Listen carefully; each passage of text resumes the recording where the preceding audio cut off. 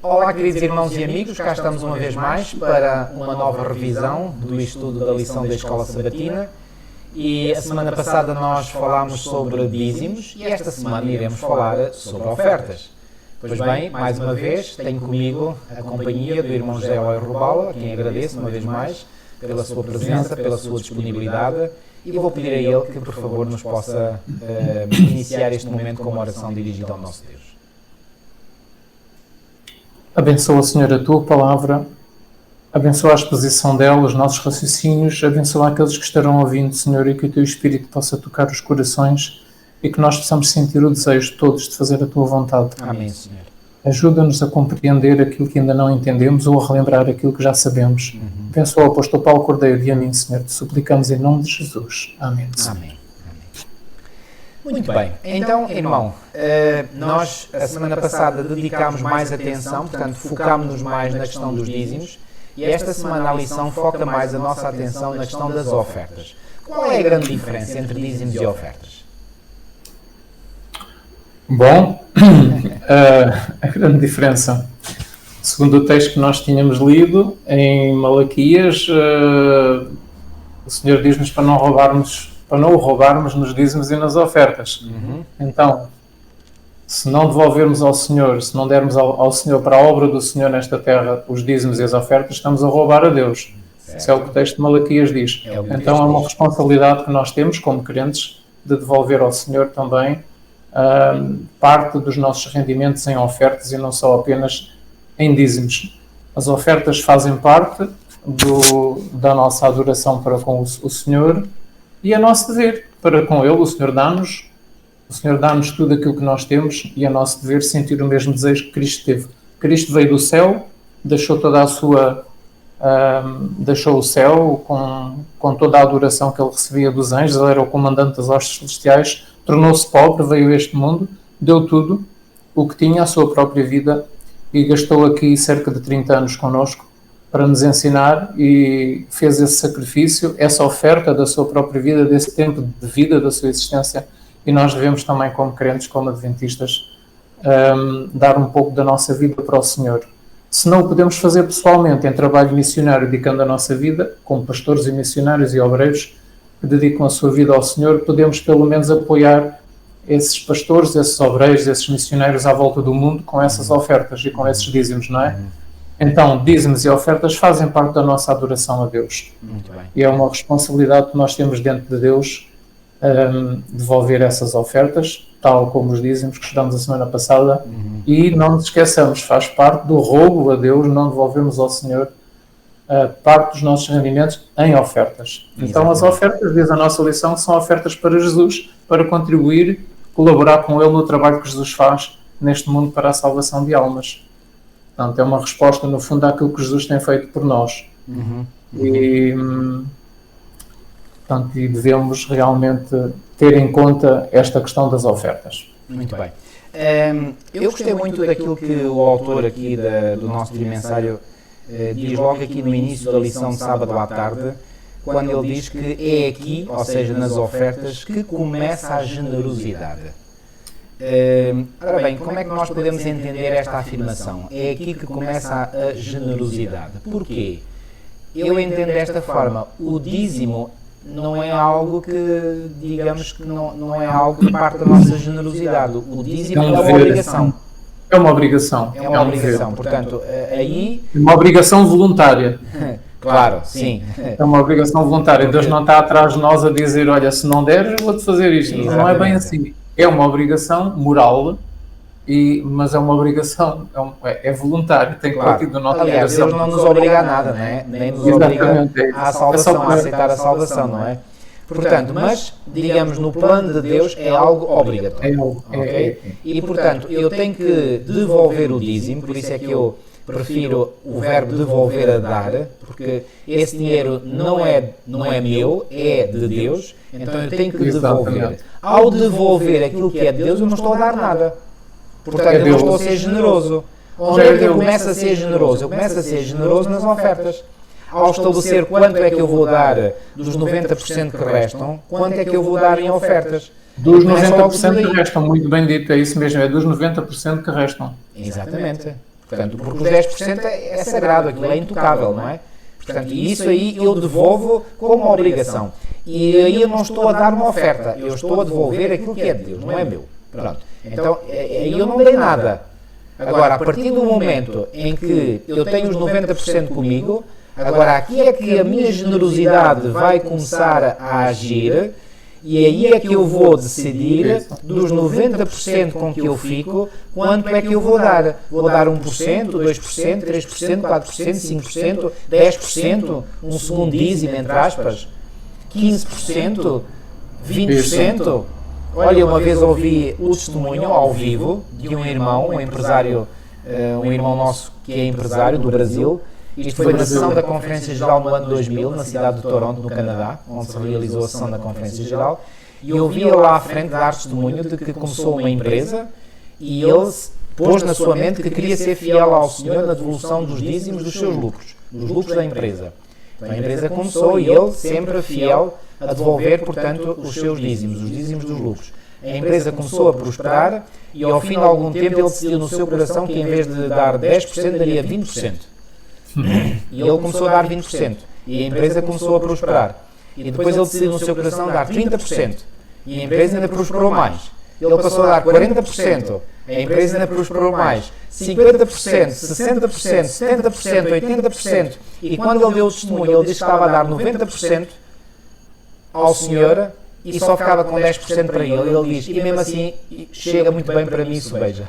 Os 10%, os 10% chegava para ele e sobejava. Exatamente. E ele dava 90% para a obra de Deus. Ora, desses 90% que ele deu, 10% era obrigatório. Os outros 80% foi generosidade, pura generosidade. Mais nada. É isto que é a generosidade. A generosidade é, claro, quanto é que nós devemos dar em ofertas? Essa pergunta vem aqui na lição. Aqui na lição de segunda-feira vem aqui, o título é a mesma pergunta. Que porção para ofertas? E a resposta para mim é muito clara, vem em Deuteronômio 16, 17, que diz, cada qual dará conforme a possibilidade da sua mão, conforme a bênção que o Senhor teu Deus te tiver dado. Este irmão, por exemplo, para pegar no exemplo que eu acabei de dar, ele sentiu que o Senhor o estava a abençoar tanto, que ele no seu coração predispôs-se a dar. Isto é fantástico. Quando alguém no seu coração sente o desejo espontâneo, livre, natural, de querer dar ao Senhor aquilo que ele sente que deve dar, porque o Senhor lhe tem dado muito. E dar realmente 90% é realmente dar muito. Agora, 90%, pronto, certamente, como empresário, ganharia muito, mas não importa. Porque, uma vez ouvi um pastor dizer, a quantidade do que nós damos em ofertas não se mede por aquilo que nós damos, mas por aquilo com que ficamos depois de ter dado.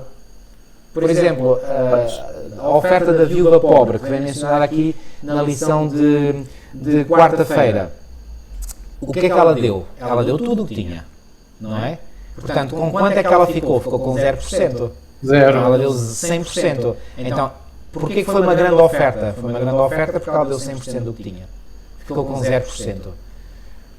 Os outros que tinham dado muitas ofertas e que Jesus viu dar... Grandes quantidades. Eram grandes quantidades, certamente quantidades muito maiores em valor do que a oferta da viúva pobre. Era o que lhes sobejava. Exatamente. Com quanto é que eles ficaram? Certamente ficaram com 60%, 70%, 80%, não sabemos, não interessa. Mas ficaram certamente com algo para si. Então, a generosidade não se mede por aquilo que nós damos, mede-se por aquilo com que nós ficamos depois de ter dado. Exatamente. Para mim esta é a definição e eu captei este princípio e é uma boa definição quanto a mim do que é a generosidade. E portanto as ofertas, aquilo que é o tema da lição desta semana, toca precisamente neste ponto fundamental que é a generosidade. E outra questão, e eu já lhe vou dar a palavra, irmão, que eu estou a falar muito agora aqui na parte inicial. Não, está quando, por exemplo, o apóstolo Paulo, na sua primeira epístola a Timóteo, no capítulo 6, diz algo que todos nós devíamos ter isto em consideração. Diz que o amor ao dinheiro, portanto, 1 Timóteo capítulo 6, versículo 10, diz, porque o amor do dinheiro é a raiz de todos os males. É a raiz de todos os males. Paulo não diz que é a raiz de alguns males. Não, é a raiz de todos os males. Então, se o amor ao dinheiro é a raiz de todos os males, não é o dinheiro em si, mas sim não é o dinheiro, é o amor ao dinheiro. O amor ao dinheiro. Se é a raiz de todos os males, qual é a terapia celestial, qual é o antídoto celestial para nós não termos este problema em nós que está na raiz de todos os males? Pois bem, o antídoto está precisamente na generosidade que Deus nos pede. E essa generosidade mete-se nas ofertas. Bom, é verdade que também se mede nos dízimos. Claro, se eu não sou fiel na devolução do dízimo, então isso significa que eu possa ter amor ao dinheiro. Mas se eu apenas devolvo o dízimo e não dou mais nada, é certamente que na minha mente o que eu estou a pensar é o seguinte: bom, eu só tenho uma obrigação, a obrigação é devolver o dízimo. Quanto às ofertas, não sou obrigado. E não é, quer dizer, não é até certo ponto, porque Deus espera que cada um decida na sua mente, no seu coração, quanto é que vai dar. E aí é que eu penso que começa realmente, como diz o autor e muito bem, a nossa generosidade a ser manifesta. E quando nós manifestamos essa generosidade, é essa generosidade que é o antídoto por excelência para combater o vírus que está cá dentro do nosso coração, que se chama amor ao dinheiro. Portanto, Deus é bom, Deus não quer que nós estejamos infectados com este vírus maligno do amor ao dinheiro. E para não ficarmos infectados com esse vírus, então Ele dá-nos o antídoto. E o antídoto é sermos generosos. E nesta generosidade nós apenas estamos a refletir a enorme, a grandiosa generosidade de Deus. Porque aquele texto que é o texto mais conhecido de todos os cristãos, que diz, porque Deus amou o mundo de tal maneira que deu. Eu estou a enfatizar o verbo dar. Deu. Portanto, a grande obra da salvação é uma dádiva generosa de Deus para com a raça humana. Para comigo, para consigo, para com todos nós. Então, em resposta a essa dádiva grandiosíssima, quando eu verdadeiramente tenho o meu coração cheio do amor de Deus, de gratidão por Ele, eu tenho que manifestar essa gratidão sendo generoso também, dando como Deus deu a mim. O que é que acha, João? E não só a gratidão para com Ele faz nascer em nós esse desejo de dar, de contribuir, como também sentimos o mesmo desejo pela salvação de almas que Ele sentiu. Exatamente. Ele veio com esse objetivo. Exatamente. E aqueles que se convertem e que se tornam filhos de Deus têm no seu coração o mesmo grande desejo de salvar almas, de levar a verdade a outras pessoas, tal como Cristo teve a vir a este mundo. E como é que isso pode ser feito? Isso só pode ser feito realmente pela dedicação, uns a tempo inteiro, e têm que ser assalariados e pagos por esse trabalho, e há aqueles que contribuem e aqueles que vão para a frente, na linha da frente, e fazem esse trabalho. E aqueles que estão apoiando esses que estão na linha da frente, não é? Com ofertas, com dízimos, com ofertas. Então, isso realmente, a nossa motivação é muito grande. É o amor a Deus, por aquilo que Ele fez por nós, e ao nosso mas próximo. É o amor para com aqueles por quem Cristo também veio a este mundo, por quem Ele morreu. Ele não morreu só por mim, Ele morreu por todos os outros. Então, o mesmo amor que Cristo teve por mim, devemos manifestar nós para com os outros. Isso. E isso manifesta-se, de facto, no tempo que nós despendemos a trabalhar para o Senhor, mesmo que não seja a tempo inteiro, mesmo durante a nossa vida profissional, no dia-a-dia. Nós podemos conversar com muitas pessoas, podemos disponibilizar-nos para dar estudos bíblicos, podemos contribuir com as tais ofertas. Portanto, tudo isto é uma manifestação da apreciação que nós temos pela misericórdia de Deus para connosco. É uma resposta ao dom da vida eterna que Cristo nos faz, e é um manifestar da nossa gratidão, do amor de Deus para connosco. Mas, acima de tudo, é realmente aquela preocupação, ou seja, é amarmos tanto o próximo como Cristo nos amou a nós. Então, amamos o próximo tal como amamos a Deus, e queremos que eles sejam salvos. E para querer que eles sejam salvos, temos realmente de contribuir com estas ofertas, porque é fundamental para a obra avançar. Não, sem isto a obra não avança, não é? Tem que haver. E Deus faz mesmo assim para que realmente desapareça do nosso coração o tal amor ao dinheiro que é a raiz de todos os males, e para que exista um espírito de liberalidade, tal como os anjos têm. Isso. Sabem que nos outros mundos habitados existe uma lei, que é a lei da vida. Os anjos e os mundos habitados vivem segundo este princípio, que é a lei da vida. Isto é, um ser criado beneficia sempre um outro ser criado. os anjos vivem segundo esse princípio, os mundos habitados vivem segundo esse princípio. Desde que o pecado entrou aqui neste mundo, não. O que faz movimentar as pessoas e tudo o que existe neste mundo é o dinheiro. As pessoas fazem porque ganham. Então, tudo gira neste mundo porque alguém ganha com o fazer girar. Mas, nos outros mundos criados por Deus, é este espírito de liberalidade, este espírito de abnegação, este espírito de partilha. É assim que vivem os anjos, é assim que vivem os mundos habitados. E o cristão, quando se converte, começa a sentir também este espírito que existe no céu.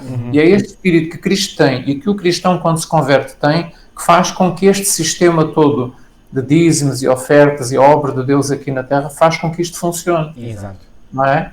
É este amor para com Deus e o amor para com o próximo, é este espírito de dar, de partilhar, que faz com que a Igreja funcione. O que existe atualmente não é perfeito, mas está escrito que virá o dia em que o Senhor derramará o seu Espírito sobre os crentes aqui na Terra, naquilo que nós intitulamos a chuva seródia, a última chuva do Espírito Santo, e far-se-á a nível mundial uma obra tão poderosa, mais ainda do que a obra que foi realizada no dia de Pentecostes, quando os discípulos estavam reunidos no cenáculo, certo. E veio o Espírito Santo, eles pregaram então com grande poder em várias línguas. Portanto, no final dos tempos, o Senhor vai derramar o seu Espírito sobre a Igreja de tal maneira que a Igreja destes últimos dias vai voltar a possuir e a ter e a manifestar e a viver o mesmo espírito de piedade e de partilha que a Igreja primitiva teve depois da descida do Espírito Santo no dia de Pentecostes. Exato. E a Bíblia diz-nos que naquela época eles tinham tudo em comum. Isso. E ninguém dizia que aquilo que tinha era seu. Isso. Mas era de todos. Isso. E eles vendiam o que tinham para partilharem aquilo que tinham. Então esse Espírito vai se manifestar novamente quando o Senhor derramar o seu Espírito sobre a sua Igreja, sobre o remanescente, em breve. Portanto, são acontecimentos que estão mesmo diante de nós. E nós vamos voltar a ver este Espírito manifestado dentro da Igreja. Isto vai ser maravilhoso e vai ser bonito. Então, sim, vamos ver experiências semelhantes àquilo que esta experiência que o irmão agora contou, que ouviu em 2020, já lá vão 23 anos, não é? Mas é maravilhoso uma pessoa estar a viver de 10% e dar ao Senhor 10%. Em dízimo, mais 80% em ofertas. Isso. Não é? Não, ele dava quê? Dízimo de 90%. Não, e portanto, dos rendimentos ele retirava 90% e ficava com 10%. Esses 90%, obviamente 10% era dízimo, não é? E os outros 80% eram ofertas, não é? Portanto, no futuro nós vamos voltar a viver este espírito. É um espírito de entrega total para a obra de Deus, para o avanço da obra de Deus. Vai ter mesmo que ser assim, porque senão é para que o Evangelho seja dado rapidamente em todo o mundo. O Evangelho vai chegar a todas as partes da Terra de maneira rápida. Exato. E todos vão poder ouvir a verdade e tomar a sua decisão. Então, este é o espírito que nós vamos voltar a viver. Aliás, é dar muito dos 90% que nos resta, que o Senhor nos dá. Exatamente. Muito ou tudo mesmo. Exato. Agora, olha, eu lembro da experiência, por exemplo, de muitos irmãos adventistas, na época de 1840-44. A experiência deles, para que a mensagem fosse pregada no mundo inteiro, eles vendiam aquilo que tinham, as propriedades, os terrenos, eles vendiam o que tinham para quê? Para mandar publicar literatura, para dar a conhecer a verdade da breve vinda de Jesus Cristo ao mundo inteiro. Então, eles desfizeram-se do que tinham, porque amavam a verdade e queriam que as pessoas conhecessem a verdade através da literatura, página impressa, não é? Então, nestes últimos dias nós vamos voltar a ver novamente este espírito. Então, as ofertas não vão ser apenas um pouquinho, mas vai ser realmente uma porcentagem muito grande. Sabe, irmão, às vezes ouço, digamos assim, lamentos, creio que é a palavra correta, quando pessoas olham para o estado atual da Igreja e são membros, portanto estão na Igreja há 20, 30, 40 anos, 50 anos, e dizem, a Igreja hoje não é o que foi no passado. Bom, eu gosto de ler um texto que está no livro de Eclesiastes, ok? E eu vou ler esse texto, livro de Eclesiastes, isto para vir ao encontro daquilo que o irmão acabou de dizer. Eclesiastes, portanto, no capítulo 7 e no versículo 10 diz assim: jamais digas, jamais quer dizer nunca, porque foram os dias passados melhores do que estes, pois não é sábio perguntar assim. Interessante. Não é sábio. Então, nós não devemos olhar para o passado e sermos saudosistas. É uma palavra que existe, que existe no vocabulário português e que não existe no vocabulário de outras línguas, que é saudade. É uma palavra muito portuguesa. E aqueles que alimentam muito a saudade são chamados os saudosistas. Então, não devemos ser saudosistas no sentido de achar que, portanto, a Igreja estava melhor. Não. A Igreja está a caminhar para o cumprimento final da sua missão na Terra. As coisas estão em crescendo. A Igreja não está a diminuir, digamos, o seu campo de ação. Está a aumentar. Há problemas dentro da Igreja? Sim, há. Mas o Senhor se encarregará de, a seu tempo, pôr tudo em ordem. E mais, há um outro texto que eu gosto de cruzar com este texto que eu acabei de ler, Eclesiastes 7:10, e há um outro texto, que é o texto de Provérbios, capítulo 4 e versículo 18, que diz o seguinte: mas a vereda dos justos é como o quê? É como a luz da aurora que vai brilhando como? Não é menos e menos. Vai brilhando mais e mais até ser dia perfeito. Então, se a vereda do justo é como a luz da aurora que vai brilhando mais e mais, então a minha vereda, se eu sou um justo, hoje é mais brilhante do que era ontem e do que era há uma semana atrás e do que era há um mês atrás e do que era há um ano atrás. Então eu estou em progressão. Então, se eu estou em progressão, como é que eu posso dizer que os dias passados foram melhores do que estes? Está a ver a lógica? Não faz sentido.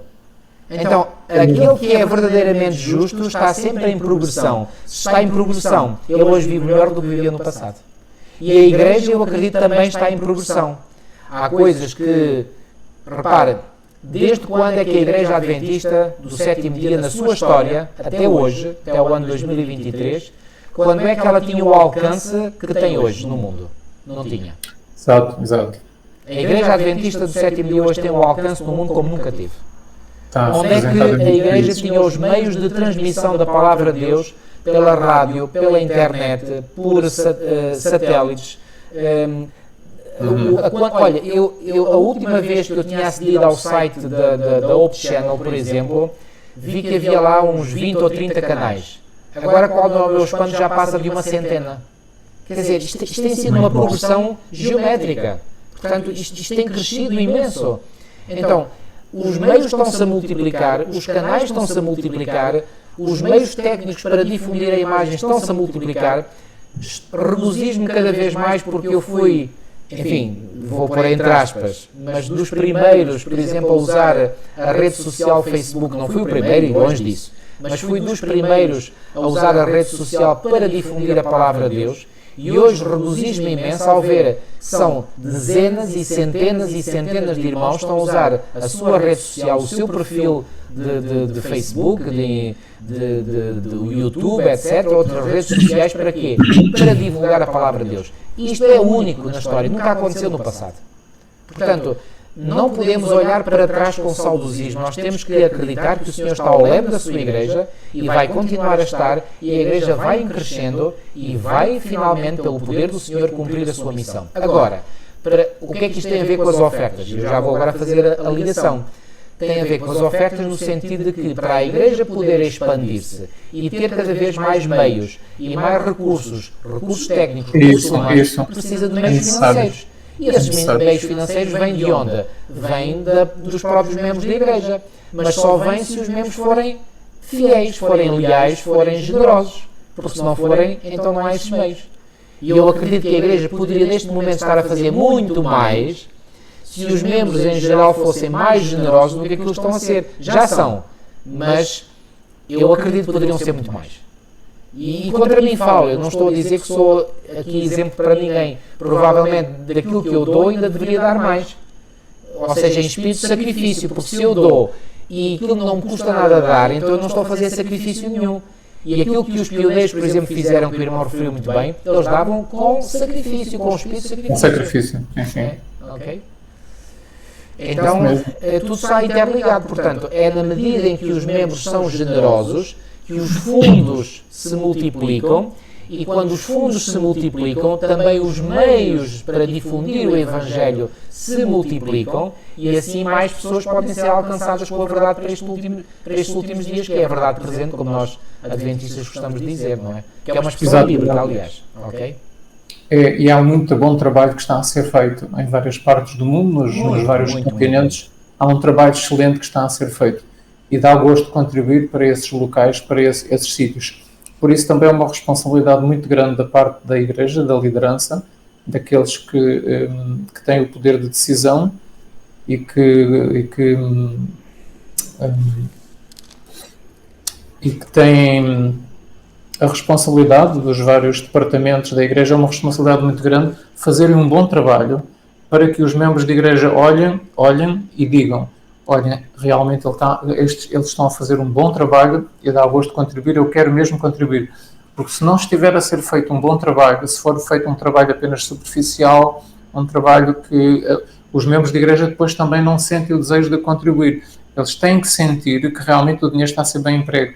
Então os líderes da Igreja têm que fazer um trabalho a sério, não um trabalho superficial, mas um trabalho verdadeiro, a sério, porque é isso que dá entusiasmo para os membros da Igreja contribuírem. Portanto, há aí também uma responsabilidade por parte da liderança, não dar uma mensagem açucarada, não dar uma mensagem diluída daquilo que são as nossas doutrinas, aquilo que nós somos chamados por Deus para pregar determinadas doutrinas que são específicas, nossas, que mais ninguém tem. Se nós não pregarmos verdadeiramente essas mensagens que Deus nos deu como povo adventista, depois também não existe aquele gosto da parte de muitos em colaborarem com essas ofertas, porque sabem que a mensagem não está a ser dada, está a ser diluída, está a ser açucarada, está a ser... não é a verdadeira pregação que nós adventistas deveríamos estar a dar. Então, talvez isso possa contribuir para que alguns não estejam a dar aquilo que poderiam dar. Então, seria bom que realmente a liderança começasse a pregar a verdade. Exatamente. Nós queremos. Eu acho que seria muito importante para ver aumentar os recursos em ofertas. Muito bem. O irmão tocou num ponto absolutamente crucial, de crucial importância, porque nós, como adventistas do sétimo dia, nós sabemos que temos uma responsabilidade muito específica. E essa responsabilidade eu gostaria de pegar aqui neste livrinho, que é o livrinho Eventos Finais. E aqui, de forma bem clara, Ellen White diz qual é a missão da Igreja Adventista do Sétimo Dia. Muito, muito claro. Não podia ser mais claro quanto a mim. E a missão especial dos Adventistas do Sétimo Dia vem aqui relatada na página 41 desta edição impressa, porque eu sei que a edição online tem outra numeração.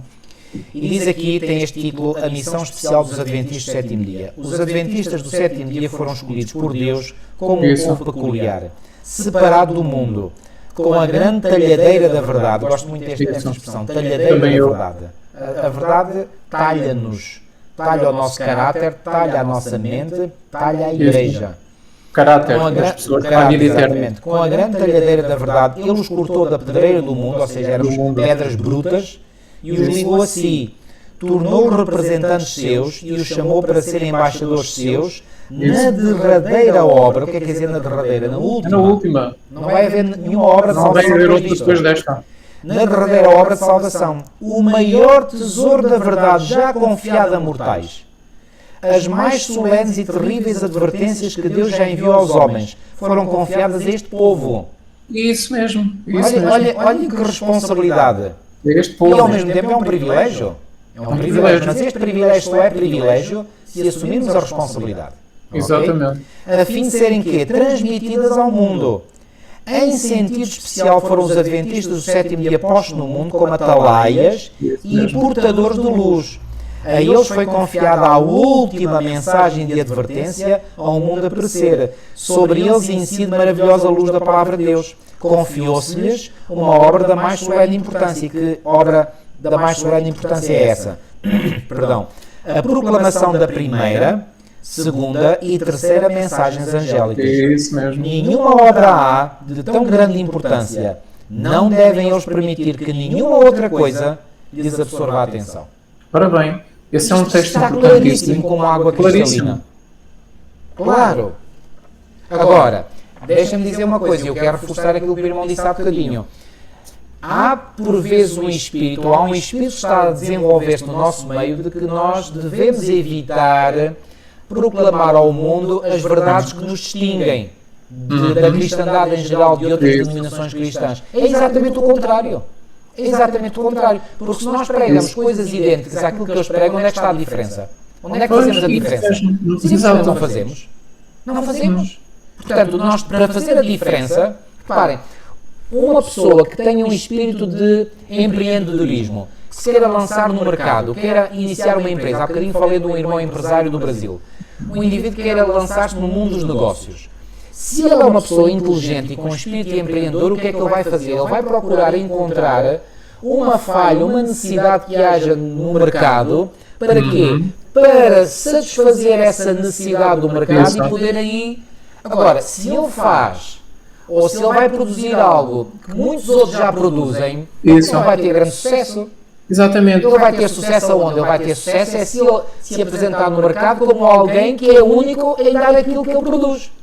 E nós, como adventistas, devemos pregar o que outros não pregam e que Deus entregou essa tarefa especificamente à Igreja Adventista do Sétimo Dia. Se outros pregam verdades que nós também aceitamos, ótimo, excelente. Agora, cabe-nos a nós a responsabilidade de pregar aquelas verdades da Palavra de Deus que os outros não estão a pregar. E daí não podemos fugir a essa responsabilidade. E, portanto, eu volto a dizer, em vez de termos o espírito de que devemos estar em sintonia com todos os cristãos em geral, não. Bom, obviamente que vamos estar de acordo com aquilo que eles pregam que tem base bíblica, claro. Mas vamos dar uma mais-valia ao apresentar ao mundo aquilo que os outros, que as outras igrejas, que as outras denominações não apresentam. Porque aí é que nós vamos ganhar valor no mercado, entre aspas, certo? Portanto, exatamente. Portanto, a amizade que nós possamos fazer com outras igrejas cristãs deveria servir para nós levarmos a essas outras igrejas a mensagem única, característica que nós temos como povo e que Deus nos entregou. Isso. Deus nos entregou essa responsabilidade. E se nós não fazemos uso dessa amizade para transmitirmos a nossa mensagem, mas deixamos que essa amizade neutralize a pregação dessas doutrinas, isso. Não é? Então nós estamos a fazer o trabalho que Deus quer. E olha, irmão, desculpa interromper, eu vou dizer aqui uma coisa, pode parecer um bocadinho duro aquilo que eu vou dizer, mas eu sou muito radical nesse aspecto. Por exemplo, eu já ouvi irmãos dizerem que não falam às vezes de determinadas verdades bíblicas com pessoas de quem são amigas, porque essas pessoas já lhe pediram expressamente ou explicitamente que não falem com eles sobre questões, portanto, bíblicas ou de religião. Eu não admito que alguém me diga isso. Quer dizer, não admito, eu vou explicar. O que eu não admito é o seguinte: se alguém me disser isso, já aconteceu, são poucas vezes porque eu não dou tréguas, quer dizer, que é o seguinte: se alguém me diz, olha, se você quer ser meu amigo, deixe de falar de questões religiosas. A minha resposta é esta: olha, se eu não posso falar daquilo que é a essência da minha vida, então mais vale a nossa amizade ficar por aqui. Não prossigo a amizade. Não posso. Porque eu tenho que falar daquilo que é a essência da minha vida. Não posso ficar calado. Se a pessoa não quer ouvir essas... Então, olha, desculpa, mas não pode ser minha amiga. Não, quer dizer, não vou ficar inimizado com a pessoa, não vou ficar zangado com essa pessoa. Mas ela é que nos está, digamos, a dar o tom, não é? Ela é que nos está a dizer que não quer que eu fale. Bom, se não quer que eu fale, então nesse caso eu não vou ter mais amizade especial com essa pessoa. Não posso ter. Pois. Porque para... A essência da minha fé, a essência da minha vida são as minhas crenças, é a minha fé em Deus, é as minhas crenças. Portanto, eu quero falar disso, eu preciso falar disso. Exato, é isso mesmo. Portanto, podemos fazer amizade com as outras igrejas cristãs, sim, mas não ao ponto de calarmos a boca e não pregarmos, não falarmos, não divulgarmos aquilo que são as doutrinas características da nossa igreja e que Deus pede que sejam transmitidas a outras igrejas cristãs e ao mundo. Exatamente. Não é? Agora, é a nossa responsabilidade, não podemos deixar que isso aconteça. Exatamente. Agora, será que é prudente nós, numa fase inicial, quando estabelecemos contacto com essas outras igrejas, com pessoas de outras denominações, tentarmos encontrar uma base comum onde nos entendemos? Sim, isso é correto. Mas não ficar por aí. essa fase já passou há muito tempo. Eu estou a falar a nível pessoal, por exemplo, você encontra uma pessoa pela primeira vez, você vai numa viagem de comboio e o passageiro ao lado descobre que é um evangélico e começa a dialogar com essa pessoa. É bom, naquela fase inicial da conversa, você tentar encontrar pontos em comum de crenças, mas não ficar por aí. Isso. Depois de ter encontrado esses pontos em comum e de ter dado a oportunidade de dar a conhecer a outra pessoa que você também crê no mesmo que ela crê, então aí, depois desses pontos em comum estarem assentes, passa à fase seguinte. E a fase seguinte é dizer, olha, precisamente porque eu creio nisto, olha, eu vou dar um exemplo que um dia se passou comigo com um evangélico. O evangélico encontrou-me e descobriu que eu era cristão e depois diz assim, eu estou muito feliz porque eu encontrei a salvação em Cristo. E quando ele disse isso, eu disse logo, amém, olha, eu também encontrei a salvação em Cristo. Ele ficou a olhar para mim como que ele diz, uau, está aqui um colega meu, não é? Somos colegas da equipa, não é? Porque ambos encontramos a salvação em Cristo. E então ele regozijou-se, eu regozijei-me e tinha razões para isso, claro. Eu não ia pôr em causa se a salvação dele, do que ele falava, era genuína ou não. Isso não me compete a mim julgar, não é? Se ele estava a dar testemunho, tinha encontrado em Cristo o Salvador, quem sou eu para pôr isso em causa? E então regozijei-me com ele. E também disse a ele, olha, eu também já encontrei a salvação em Cristo. A nossa conversa prosseguiu e eu disse assim, olha, e sabe uma coisa? Quando nós somos salvos em Cristo, somos salvos de quê? E ele ficou assim a pensar, nós somos salvos da morte eterna. E eu disse, isso mesmo, somos salvos da morte eterna. E a morte eterna é consequência de quê? E ele ficou aí, já demorou um bocadinho mais para pensar, e eu aí dei-lhe uma ajuda. Olha, não conhece aquele texto de Paulo que diz que o salário do pecado é a morte? Então, porquê que... Então, Deus salvou-nos da morte eterna, mas a morte eterna é a consequência do pecado. Sim, disse ele. Sim. E o que é o pecado, segundo a Bíblia? Aí é que ele não conseguiu responder. E eu aí relembrei, olha, mas há um texto na Bíblia, em 1 João 3,4, que dá a definição de pecado, e diz que o pecado é a transgressão da lei. Então, pense lá comigo. Cristo salvou-nos. Mas salvou-nos de quê? Você disse muito bem, salvou-nos da morte eterna. Mas a morte eterna é consequência do pecado. Então, se o Senhor nos salva da morte eterna, salvou-nos do pecado. Mas como o pecado é a transgressão da lei, quer dizer que o Senhor nos salvou da transgressão da lei. Então, se nos salvou da transgressão da lei, a partir do momento em que estamos salvos em Cristo, temos de ser obedientes à sua lei, sim ou não? Ele ficou assim. Sabe como eu quis logo conduzir a água ao meu moinho, entre aspas? Então, mostrei a ele que a salvação em Cristo não faz sentido se eu viver uma vida que não seja uma vida em harmonia, em obediência aos seus mandamentos. E já não deu a oportunidade, porque depois o Senhor quis ir embora, mas se tivesse ainda a oportunidade, eu depois dizia, olha, obedecer à lei significa obedecer a todos os preceitos, porque em Tiago 2 está escrito que aquele que obedece a toda a lei, mas tropeça em um só ponto, torna-se culpado de todos. Estão a ver como é que nós podemos passar do ponto em comum, da plataforma em comum, para algo que vai dar uma mais-valia àqueles que não conhecem outras verdades bíblicas?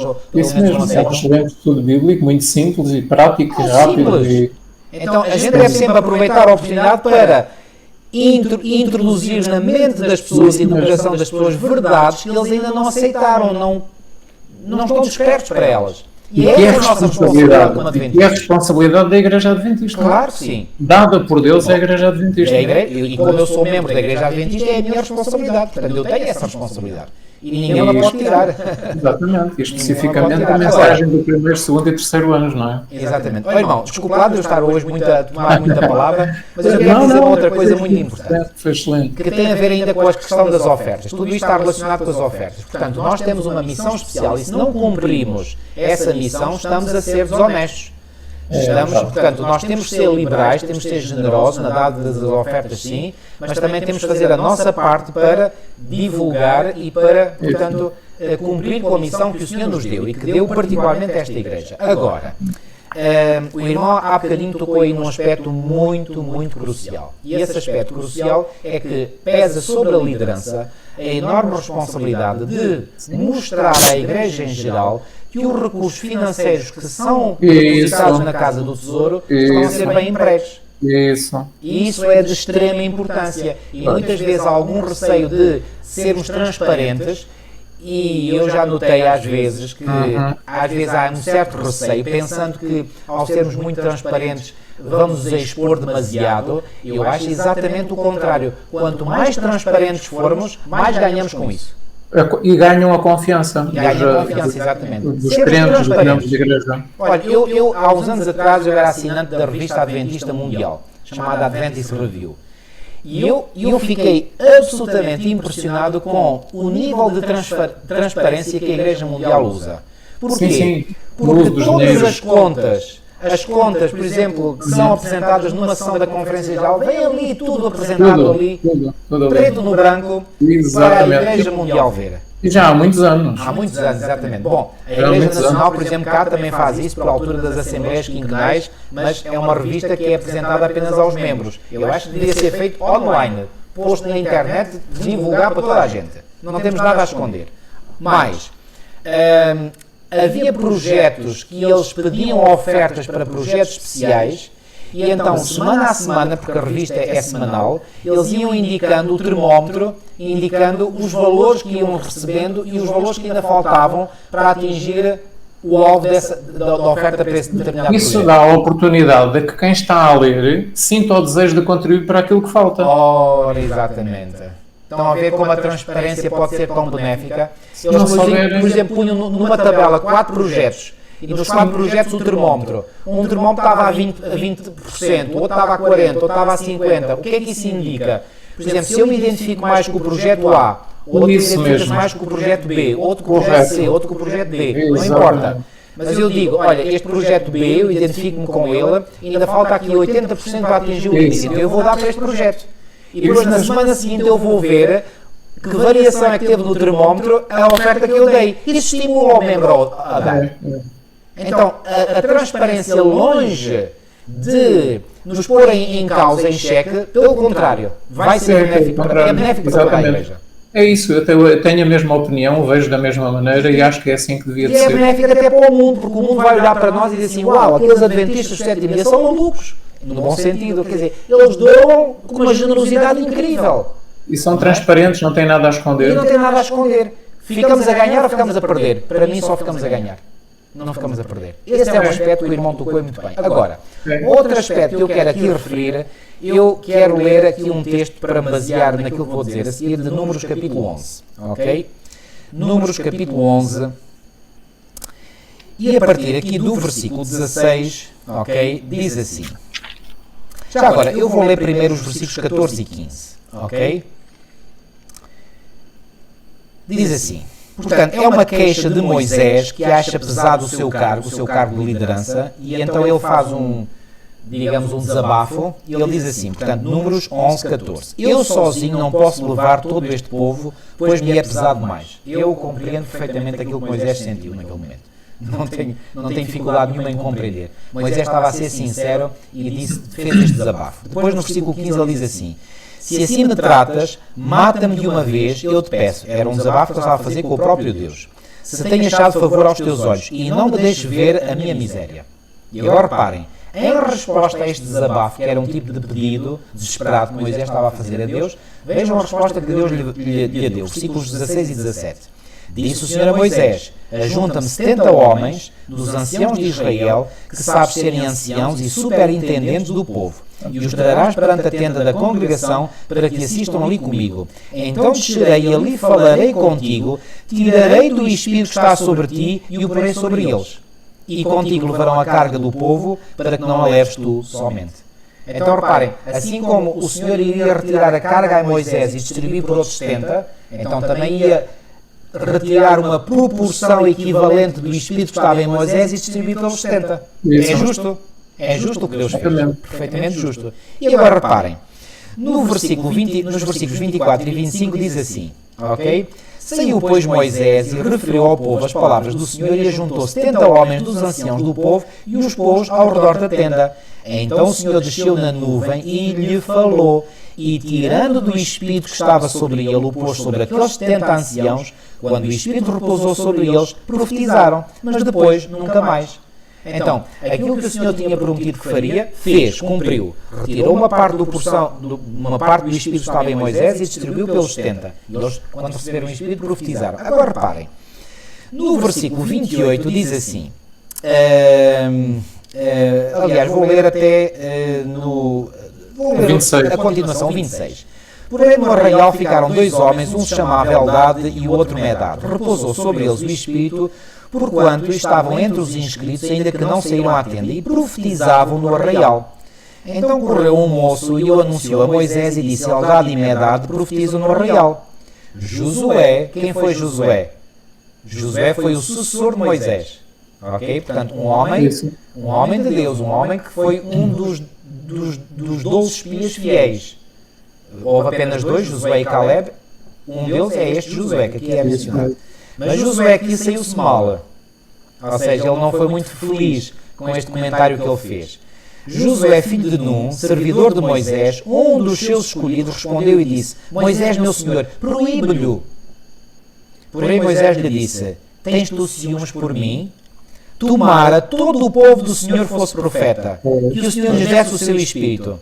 Depois Moisés se recolheu ao arraial, ele e os anciãos de Israel. Então o que é que aqui Josué, que era um líder, sentiu? Ele sentiu ciúmes. Quer dizer, achou que não era correto ele e Moisés, que eram líderes, permitir que outros estivessem a exercitar as funções de líderes também. Sentiu ciúmes. Moisés, como já era um líder, digamos, de maior craveira, de maior experiência, não é? Olhou para Moisés, que era mais novo, e disse: Josué, Moisés virou-se para Josué e disse: Josué, o que é que se passa contigo? Tu estás a ter ciúmes por mim? Oxalá toda a gente dentro do povo profetizasse. Irmãos, eu faço aqui um apelo de coração àqueles que nos estão a ouvir. Eu acredito que este espírito de ciúmes que se manifestou em Josué, hoje, infelizmente, manifesta-se no espírito de muitos líderes da igreja. E quando os líderes da igreja sentem que há pessoas que estão a fazer um trabalho, parece que sentem como se, digamos, o seu trabalho estivesse a ser posto em xeque por essas pessoas que se levantam entre o povo a quererem fazer também um trabalho para o mestre. Esse espírito não é correto. Esse é o espírito de ciúmes que existiu em Josué e que Moisés criticou.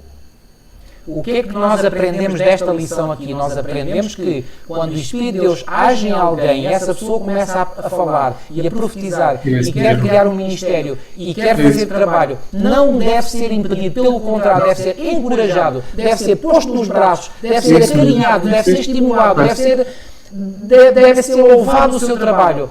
Porque o Senhor não trabalha apenas e exclusivamente com líderes institucionais, como era o caso de Josué e Moisés.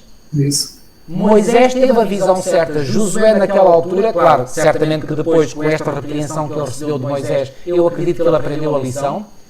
Que lição é que nós podemos e devemos aprender hoje? A lição é: oxalá que todo o povo profetizasse. Oxalá que todo o membro da Igreja Adventista do Sétimo Dia tivesse um ministério independente de apoio à Igreja, chame-lhe o que quiser, para mim os nomes isso não me interessa nada. Que fizesse um trabalho. Se esse membro da Igreja faz um trabalho em perfeita harmonia com as crenças fundamentais desta Igreja, de acordo com a missão da Igreja, não deve ser criticado, não deve ser posto de lado, não deve ser repreendido, não deve ser, digamos, maltratado, não deve ser posto de lado, não deve ser calado. Não, pelo contrário, deve ser acarinhado, deve ser estimulado, deve ser orientado, deve ser ajudado, deve ser louvado, deve ser tudo o que possam fazer para bem dessa pessoa, desse membro de igreja acarinhado. Eu revolto-me às vezes quando vejo que há este espírito de Josué no nosso meio hoje. E não deveria existir. E o mais grave, esse espírito nota-se. Ou seja, aqueles que estão abaixo da liderança notam esse espírito de ciúmes e de inveja na liderança. E isso é muito mau, é muito grave. Porque isso é notório. Eles pensam que não é notório, que isso não é perceptível aos que estão abaixo, mas isso é perceptível e é notório. E eles ficam muito mal. Eu tenho notado muitos membros da igreja que muitas vezes têm uma visão negativa da liderança, dos líderes da igreja, precisamente porque os líderes têm este espírito. É verdade, é isso. E há um outro espírito que é ainda mais grave, que é o espírito de querer controlar tudo na obra de Deus. É do estilo, como se diz na gíria popular, eu posso, mando e quero. E porque eu posso, mando e quero, porque estou em posição de autoridade, eu mando e as pessoas têm que obedecer, os membros da igreja têm que obedecer àquilo que eu, o líder, quero. Este espírito não pode existir entre o povo de Deus. Não pode existir. Não há lugar para ele. E quando este espírito existe, ele não vem de Deus, ele vem do inimigo. E esse espírito foi duramente criticado. Eu não abdico um milímetro desta minha convicção. É isso mesmo, correto. Este espírito não é de Deus. Este espírito vem do maligno. E, portanto, este espírito tem que ser eliminado do nosso meio. Tem que ser eliminado dos líderes da igreja. Eu sou líder também e eu já senti na pele este espírito de querer cercear, de querer cortar as pernas. Não pode acontecer.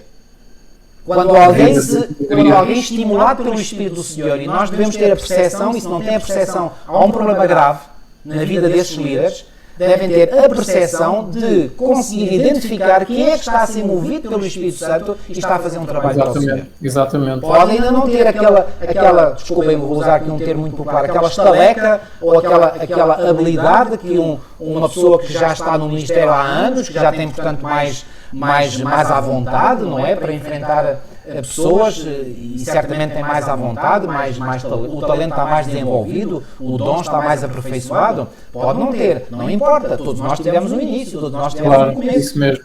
E, portanto, a pessoa que está a dar os passos iniciais, se está a ser estimulada pelo Espírito do Senhor, nós devemos reconhecer, e ao reconhecer, estimular, animar, encorajar.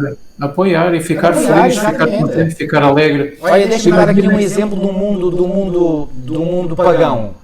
Eu uma vez ouvi que o Cristiano Ronaldo, que hoje se fala muito, que é um dos jogadores mais conhecidos do mundo, que é português, não é? Aqueles que nos estão a ouvir de outros países conhecem certamente, ou já ouviram falar. Eu não ligo muito a desporto, e, portanto, mas vou dar este exemplo porque acho que é uma analogia importante. E eu li que o Cristiano Ronaldo teve um início, digamos, importante na sua carreira futebolística, porque houve um treinador que teve olhos na cara e que olhou para aquele jovem, que viu um potencial naquele jovem, e ao ver o potencial naquele jovem, estimulou, animou, encorajou, e olha, deu no que deu. Se calhar, se não tivesse tido um treinador com aquela visão que aquele treinador teve, hoje o Cristiano Ronaldo não era o jogador que era.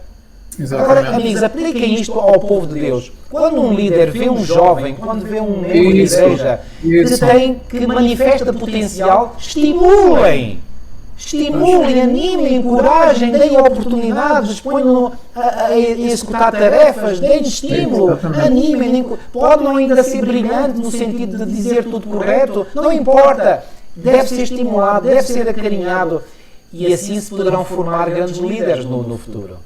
Eu faço aqui um apelo nesse sentido. Não vamos, como líderes que somos, não vamos sentir este sentimento que Josué teve, de ciúmes. Não estamos aqui para lutar uns contra os outros, estamos aqui para lutar todos pela mesma causa, pela mesma obra. Quanto mais ministérios houver, melhor. Quantos mais perfis de Facebook houver a difundir a palavra de Deus, tanto melhor. Se hoje são 200 ou 1000, se amanhã forem 10 mil ou 50 mil ou 100 mil, tanto melhor. Quantos mais canais de YouTube houver, melhor. Quantos mais irmãos tiverem a comentar a escola sabatina como nós, melhor. Eu não tenho problema nenhum quando vejo outros irmãos a fazer este trabalho. Eu fico contente, eu fico feliz, fico muito contente. Eu fico satisfeito. Há lugar para todos. Não devemos estar aqui a competir com espírito de ciúmes. Eu faço este apelo. E quando este espírito se manifestar na igreja, que começa pela liderança, eu acredito de todo o meu coração que a igreja vai se sentir tão estimulada e as ofertas vão começar a fluir, a entrar e não vão parar. Exatamente. E vai acontecer o que aconteceu quando foi da construção do santuário no deserto e depois do templo em Jerusalém, que tiveram que dizer, olha, parem de enviar ofertas, já temos que chegar, isso veja. Porquê que hoje falta dinheiro no tesouro do Senhor? Porque não há visão. Em vez de se estimular, critica-se. Tenta-se cortar as pernas a alguém que tenta... E porquê? Porque pensa assim, aquele quer fazer notado, quer ganhar notoriedade, quer ganhar fama. Isso não é isso. Esse é o seu juízo de valor, está a julgar o motivo da pessoa. Não é? E se é o Espírito Santo que está a mover aquela pessoa para falar? Isso. E se é o Espírito Santo... se opõe ao trabalho daquela pessoa, não está oposto ao trabalho da pessoa, está oposto ao trabalho do Espírito Santo, está a orientar e a estimular aquela pessoa. Isto é sério. Isto é muito solene, sério e grave. Então eu faço aqui um apelo. Sejamos solidários uns com os outros. Estimulemos uns aos outros. Quanto mais irmãos e irmãs estiverem no uso da palavra, falarem aquilo que é a missão da Igreja Adventista de Sétimo Dia, tanto melhor. Nós vamos enfrentar grande oposição. Quanto mais melhor formos, melhor. Não estamos aqui a competir uns com os outros. E quando repito, eu estou absolutamente convencido daí. Reparem, não estou aqui... Eu estou a falar com este ensejo, eu não estou zangado com ninguém, eu não tenho, e Deus sabe que não estou zangado com ninguém. Eu falo assim com vigor quando eu estou convencido daquilo que eu falo. Eu estou convencido daquilo que eu falo. Eu tenho esta convicção no fundo do meu coração e não é de agora, há muito tempo. Quando o espírito de solidariedade, de entreajuda, de estímulo, de estimular e não de ciúmes se manifestarem, as ofertas que hoje estão em carência no tesouro da casa de Deus vão começar a disparar, a subir.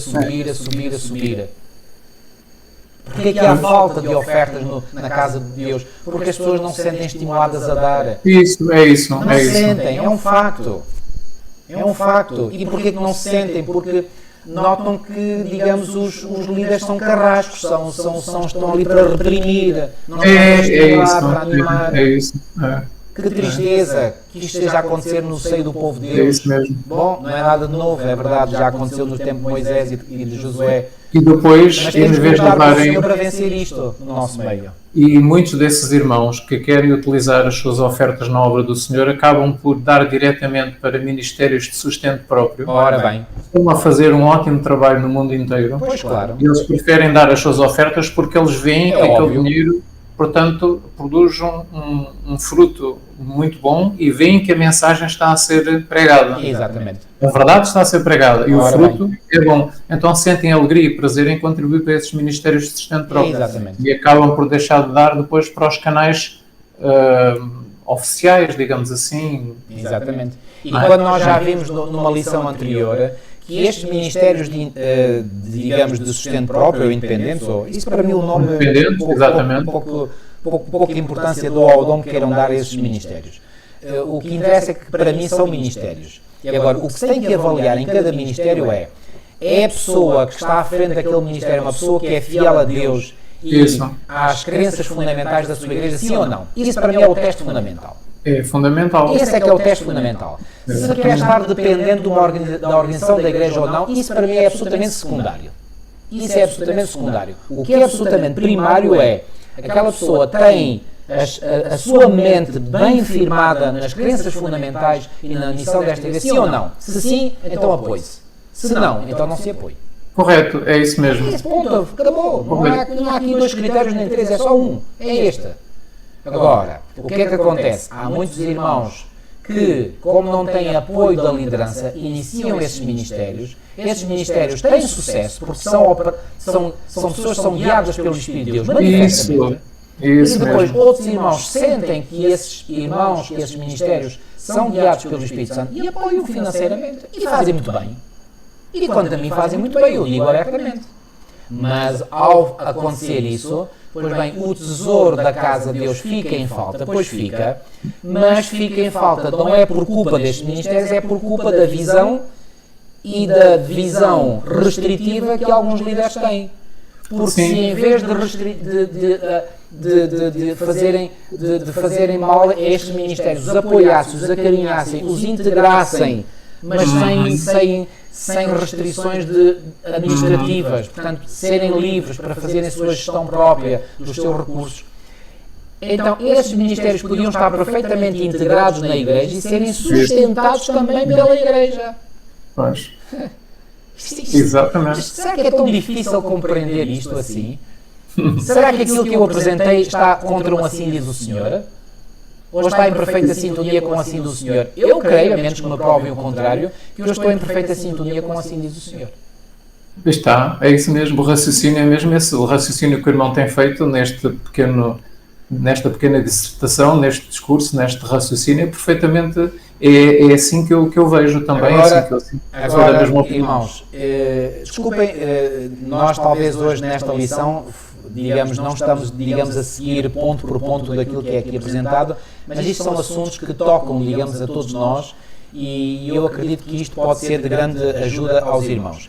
Eu quero terminar, e depois dou a palavra a si, irmão, eu quero terminar dizendo o seguinte: por falar em ministério sustento próprio, como é que foi o ministério de Jesus Cristo? Recebia ele dinheiro da igreja de então, da igreja organizada de então, ou ele recebia ofertas de pessoas generosas que queriam doar? Certamente Jesus recebeu ofertas.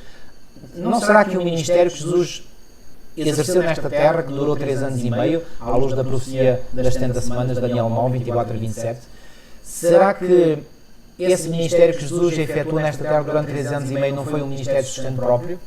Foi. Jesus não foi... Como é que ele sustentava a ele e aos discípulos, se eles estavam, portanto, a tempo inteiro no ministério? Não é? Certamente que eles receberam ofertas. E será que receberam essas ofertas dos fariseus e escribas? Nem pensar. Esses eram os maiores opositores. Era a liderança da igreja de então que eram os maiores opositores ao ministério de sustento próprio de Jesus, que era o Senhor da igreja. Isso mesmo. Então, e se hoje certos ministérios surgem pela influência do Espírito Santo? Isso. Olha, há um teste, para mim, é o teste por excelência, é o teste de Natanael, agora falhou-me o nome. Portanto, que disse, olha, deem de mão destes homens. Se eles são guiados pelo Espírito de Deus, ninguém poderá lutar contra eles. Se a obra deles não é de Deus, então aquilo vai tudo abaixo. Gamaliel, não é? Gamaliel, exatamente. O teste de Gamaliel, exatamente. Acabava em L, agora estava a confundir o nome. Então, o teste de Gamaliel é esse. Portanto, se alguém é guiado pelo Espírito de Deus, pois bem, essa obra não vai abaixo, porque Deus a sustenta. Se a obra não é guiada por Deus, mais cedo ou mais tarde ela vai cair no abismo, porque ela não é guiada por Deus. Agora, não ocorra, como disse lá Gamaliel, que vocês estejam a lutar contra quem? Contra Deus. Porque estar a lutar contra determinadas pessoas e determinados ministérios pode ser uma luta contra Deus. E se você está a lutar contra Deus, cuidado, porque aí vai ter que dar contas a Deus.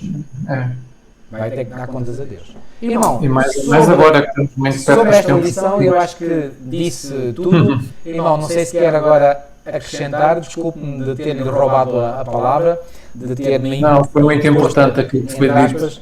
Mas esteja à vontade agora, e agora a palavra é sua.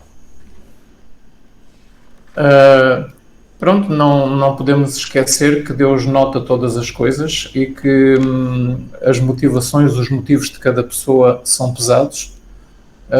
E está escrito que são pesados tão cuidadosamente como se o destino dessa pessoa dependesse desse único resultado. Precisamos de uma ligação com o poder divino para que possamos ter um aumento de clara luz e uma compreensão de como raciocinar da causa para o efeito. Precisamos de ter as faculdades do entendimento cultivadas para sermos participantes da natureza divina, tendo escapado da corrupção que há no mundo mediante as paixões. Deus no céu é verdadeiro e não há um desígnio, embora intrincado, nenhum motivo, embora cuidadosamente oculto, que ele não compreenda claramente. Ele vê a intenção secreta de cada coração. Se tem estado a acariciar um espírito errado, que ele seja banido da vossa vida. É vosso dever erradicar do coração tudo o que for da natureza corrupta. Cada raiz da amargura deve ser arrancada, a fim de que outros não se contaminem com a sua influência nociva. Não permitam que uma só planta venenosa permaneça no solo do vosso coração, inveja, ciúme. Destruam-na nessa mesma hora e plantem no seu lugar a planta do amor. Cristo é o nosso exemplo, ele andou fazendo o bem, viveu para abençoar os outros, o amor embelezava e enobrecia todas as suas ações, e somos ordenados a seguir os seus passos. Portanto, Deus vê o coração, conhece todas as coisas, e uma coisa é certa, se nós contribuirmos para a obra do Senhor, o Senhor vai nos abençoar, nós seremos abençoados, porque é aquilo que Deus prometeu, e nós temos isso em Deuteronômio, no capítulo 28, a lição do domingo fala-nos, Deuteronômio capítulo 28, versículos 1 a 14, que o Senhor nos abençoará se obedecermos aos seus mandamentos. E um dos seus mandamentos é trazermos os dízimos e as ofertas para a obra do Senhor, para o avanço da obra do Senhor. O Senhor diz que, também na lição do domingo, por exemplo, isto para abreviarmos agora um pouco, para não deixarmos de passar pelo menos as ideias que nós temos aqui na lição, Na lição de domingo o Senhor diz-nos também, baseado em Mateus capítulo 6, versículo 31 a 34, que Deus promete abençoar aqueles que são fiéis ao Senhor e que cumprem aquilo que o Senhor diz. Não devemos andar inquietos pelo comer, pelo beber, pelo vestir. O nosso Pai Celestial sabe que precisamos disso e devemos buscar em primeiro lugar o reino de Deus e a sua justiça. Então, quando nós buscamos o reino de Deus, damos também dízimos e ofertas.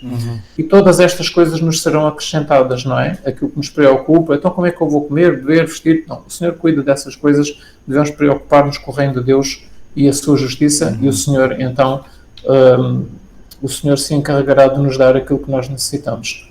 Segunda-feira, a porção das ofertas. Pois, é como o irmão leu há pouco, baseado em Deuteronômio capítulo 16, versículos 16 e 17, que a lição diz para nós lermos, é conforme a nossa possibilidade e conforme a bênção que o Senhor nos deu. Então é proporcional àquilo que o Senhor nos dá como bênção e àquilo que nós podemos realmente dar. E conforme diz a tradução ao meio da revista atualizada, Deuteronômio 16, 16, 17, é conforme, é na proporção em que nós podemos dar e segundo a bênção que o Senhor nos deu. E depois, baseado em 2 Coríntios capítulo 9, versículo 6 e 7, é segundo aquilo que cada um propôs no seu coração. E aquilo que a pessoa propôs no seu coração é aquilo que o Espírito do Senhor disse a essa pessoa, disse a esse crente, para assentar no seu coração, para ofertar. Então, segundo propôs, é segundo aquilo que o Espírito colocou no coração dessa pessoa. Então, está de acordo com aquilo que o Espírito do Senhor quer. Então, devemos dar segundo propusemos no nosso coração. Está de acordo com aquilo que o Espírito coloca em nós. E a porção que nós devemos dar das nossas ofertas, se nós votamos alguma coisa, Salmo 116, versículo 14, se nós votamos alguma coisa, nós devemos dar. Pagar esse nosso voto. Então, esta é a porção daquilo que nós devemos dar. Segundo a possibilidade, na proporção, segundo propusemos no nosso coração e segundo aquilo que votamos ao Senhor. Há aqui um texto também muito interessante que está no Patriarcas e Profetas, na página 12, que diz assim: Deus deseja de todas as suas criaturas o serviço de amor, serviço que brote de uma avaliação do seu caráter. Ele não tem prazer na obediência forçada e concede a todos vontade livre para lhe poderem prestar um serviço voluntário.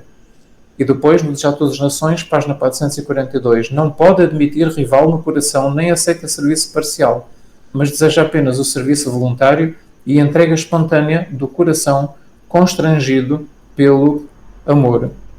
E aqui também, no Medicina e Salvação, na página 184, diz assim: Nós devemos ser representantes de Cristo na Terra, puros, bondosos, justos e misericordiosos, cheios de compaixão, que revelem desprendimento nas palavras e nos atos. A avareza e a cobiça são vícios que Deus abomina, são o resultado do egoísmo, do pecado, e arruinam toda a obra com a qual lhes é permitido misturar-se. As rudezas e as presas do caráter são imperfeições, que as Escrituras condenam. Atinge-se a plenitude do caráter de Cristo quando o impulso para auxiliar e abençoar os outros brota constantemente do íntimo. E a atmosfera desse amor, circundando a alma do crente, torna-o num cheiro de vida para a vida e permite que Deus abençoe o seu trabalho. Então, há uma série de... Isto está escrito também em Atos dos Apóstolos, na página 394. E há um outro texto também que diz assim: Supremo amor por Deus, desinteressado amor mútuo, eis o melhor dom que o nosso Pai Celeste pode conceder. Este amor não é um impulso, mas é um princípio divino, um poder permanente. O coração não consagrado não consegue criar ou produzir. Só existe no coração em que Jesus reina. No coração renovado pela graça divina, o amor, o princípio que comanda a ação, o amor é o princípio que comanda a ação. Ele modifica o caráter, governa os impulsos, controla as paixões, enobrece as afeições. Este amor acariciado na alma ameniza a vida e espalha ao seu redor uma influência enobrecedora. Atos dos Apóstolos 394. De modo que é todo este espírito dentro de nós, que é colocado em nós e criado em nós pelo Espírito Santo, que faz com que estas ofertas depois comecem a fluir para o tesouro do Senhor e para a obra do Senhor. E o tesouro do Senhor não são só os canais oficiais. O tesouro do Senhor é onde existe uma obra do Senhor a ser feita. não é? E aos tais ministérios também independentes estão fazendo um ótimo trabalho e isso também é o tesouro do Senhor. Já agora, irmão, se me permite, eu não queria falar mais, mas afinal há uma noção que, aliás, eu já queria ter falado a semana passada, mas depois veio-me à mente que ficaria mais apropriado no assunto desta semana referir. Quando em Malaquias, no capítulo 13 e no versículo 10, diz lá: trazei todos os dízimos à casa do tesouro, para que haja mantimento na minha casa. E depois fazei prova de mim, diz o Senhor dos Exércitos, etc, etc. Ora bem, este texto, o versículo 10, está intimamente relacionado com o versículo 8. E o versículo 8 diz: roubará o homem a Deus, todavia vós me roubais e dizeis: em que te roubamos? E agora a resposta vem da parte de Deus, através do profeta Malaquias, nos dízimos e nas ofertas alçadas. Outra versão diz apenas ofertas. Portanto, eram as ofertas. Depois o versículo 9 diz: com maldição sois amaldiçoados, porque me roubais a mim, vós, toda a nação. Então, depois no versículo 10 diz: trazei todos os dízimos. Curiosamente, o versículo 10 não diz: trazei todos os dízimos e ofertas à casa do tesouro. E eu creio que há uma razão pela qual o versículo 10 só faz menção aos dízimos e não às ofertas. E qual é essa razão? Se até dízimos e ofertas está tudo no pacote do roubo a Deus. Então, eu creio que há aqui uma distinção muito clara a ser feita. Qual é? Diz apenas o versículo 10, esta é a minha interpretação. O versículo 10 diz: trazei todos os dízimos, todos que significa 100%. Quer dizer que eu não posso levar os dízimos a nenhum outro sítio a não ser à casa do tesouro. Mas já não diz todas as ofertas, porque a casa do tesouro não é o receptáculo exclusivo das ofertas. É o receptáculo exclusivo dos dízimos, mas não é o receptáculo exclusivo das ofertas. Será que eu tenho o dever de dar ofertas para a casa do tesouro? Tenho. E se eu não fizer, estou a roubar a Deus. Mas eu posso também dar ofertas para outros sítios, para outros locais que não a casa do tesouro. E isso é permitido pela palavra de Deus. Então, resumindo e concluindo, por exemplo, eu retiro o dízimo do que eu ganho. E esse dízimo deve ser todos os dízimos casa do tesouro. Ponto final. Ok? Agora, devo dar ofertas para a casa do tesouro? Devo. Mas não devo dar ofertas exclusivamente para a casa do tesouro. Eu posso dar ofertas também para outros sítios. Eu posso dar para uma obra de caridade, eu posso dar para um ministério, eu posso dar para isto e para aquilo. É assim que eu entendo. Ok? Portanto, as minhas ofertas aí, na minha generosidade, eu decido que, para além da parte que eu quero dar à casa do tesouro, e essa não posso negar, ok? Senão eu estou a roubar a Deus, mas a casa do tesouro, repito, não é o receptáculo exclusivo das ofertas, mas já é o receptáculo exclusivo dos dízimos, ok? Por isso é que diz lá, trazer todos os dízimos. Nos dízimos não pode, tem que ser os 100% para a casa do tesouro. Nas ofertas, pode ser uma parte para a casa do tesouro, mas outra parte para fora da casa do tesouro. Esta é a minha compreensão. Não sei o que é que o irmão acha desta minha interpretação. Eu vou ler um texto em Testemunhos para a Igreja, volume 5, página 269 também. Relativo, portanto, é um texto que tem a ver também com a lição de terça-feira, ofertas e adoração. Aqui nesta lição de ofertas e adoração é-nos dito que o povo de Israel era instruído pelo próprio Deus, pelo próprio Senhor, a aparecer 3 vezes por ano na festa da Páscoa, do Pentecostes e da festa dos Tabernáculos, certo, não de mãos vazias. O versículo 16 do capítulo 16 de Deuteronômio, Deuteronômio 16 diz: não apareçam de mãos vazias. Então o povo deveria levar nestas ocasiões as suas ofertas também ao Senhor, os dízimos e ofertas. Certo. Nestas 3 festas, Páscoa, Pentecostes e Festa dos Tabernáculos, que era mais ou menos na primeira parte do ano. Depois vinham as festas do final do ano, ou as festas do outono. Não é? Mas estas eram as 3 principais, e o Senhor dizia: tragam a primavera. Ou seja, fazendo parte desta adoração que era dada ao Senhor, havia também as ofertas. Não há adoração sem ofertas. Certo. Então, este é um ensino bíblico muito claro. As ofertas fazem parte da adoração do povo do Senhor. E há este texto que diz assim: Deus ama a quem dá com alegria, e aqueles que o amam darão voluntária e alegremente, quando ao fazê-lo podem promover o progresso da sua causa e para a sua glória. Que a obediência voluntária e o puro amor liguem ao altar cada oferta feita a Deus, pois ele agrada-se de tais sacrifícios, enquanto aquelas oferecidas de má vontade são uma ofensa para ele. Quando igrejas ou indivíduos não põem o coração nas suas ofertas, mas limitam os gastos no avanço da obra de Deus e aferem-na segundo os seus estreitos pontos de vista, mostram decididamente que não estão a viver em ligação com Deus. Testemunhos para a Igreja, volume 5, página 269. Portanto, isto é muito grave. Quando as igrejas ou indivíduos não põem o coração nas suas ofertas, mas limitam os gastos no avanço da obra de Deus e aferem-na segundo os seus estreitos pontos de vista, mostram que não estão a viver em ligação com Deus. Portanto, a oferta tem que ser com alegria, tem que ser dada voluntariamente e tem que ser com o objetivo de promover o progresso da causa de Deus. E tem que brotar de um coração voluntário, uma obediência voluntária e com amor, e nunca de má vontade. Exatamente. Nunca de má vontade, porque essas ofertas não são aceitas por Deus.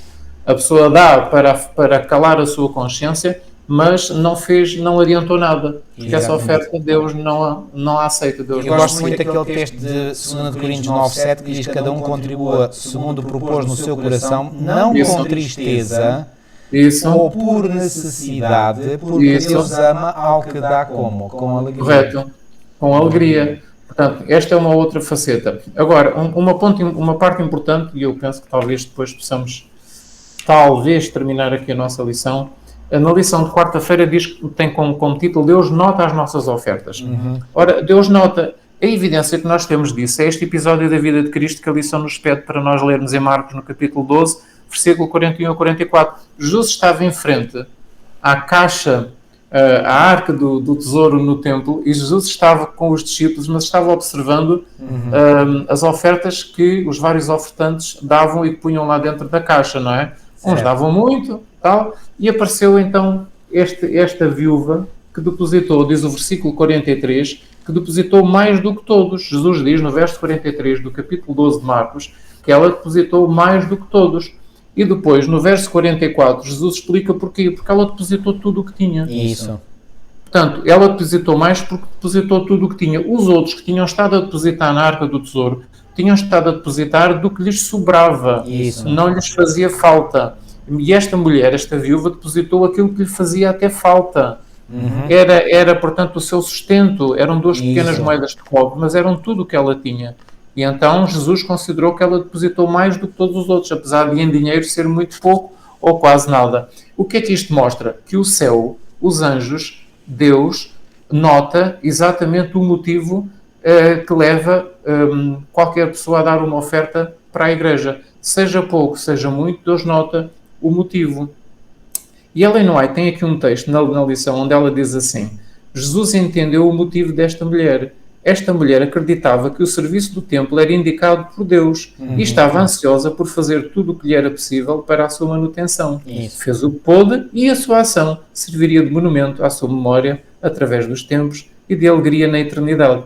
O coração acompanhou a sua dádiva e o seu valor foi estimado não pela importância da moeda, mas pelo amor para com Deus e o interesse para com a sua obra que a motivaram. Portanto, o que é que Deus dá valor? O título de quarta-feira é Deus nota as nossas ofertas. Porque Ele nota quando nós estamos a dar para a obra de Deus com o nosso coração, se estamos ansiosos por fazer o que podemos para que a obra de Deus avance, se nós estamos a dar com a nossa oferta ao nosso coração, se nós estamos a manifestar interesse na obra de Deus e estamos a dar com amor. Então, o versículo 44 diz até que ela deu todo o seu sustento, não é? Era todo o seu sustento. O mais, o tudo e o todo é todo o seu sustento. Era tudo o que ela tinha. E isto foi realmente impressionante. Jesus ficou impressionado com isto e louvou. É este tipo de oferta que Deus quer ver nos crentes. É uma oferta dada com o coração. E depois temos o centurião. Isso. A lição de quarta-feira fala-nos no caso do centurião. Atos capítulo 10, versículos 1 a 4. O que é que a Bíblia salienta neste centurião? Que ele fazia muitas esmolas. Ele orava e fazia muitas esmolas. Mas as esmolas eram acompanhadas de quê? De oração. Isso. De muita oração. O verso o verso 1 diz que, o verso 2 diz que ele era piedoso, temente a Deus e que fazia muitas esmolas ao povo e de contínuo, constantemente orava a Deus.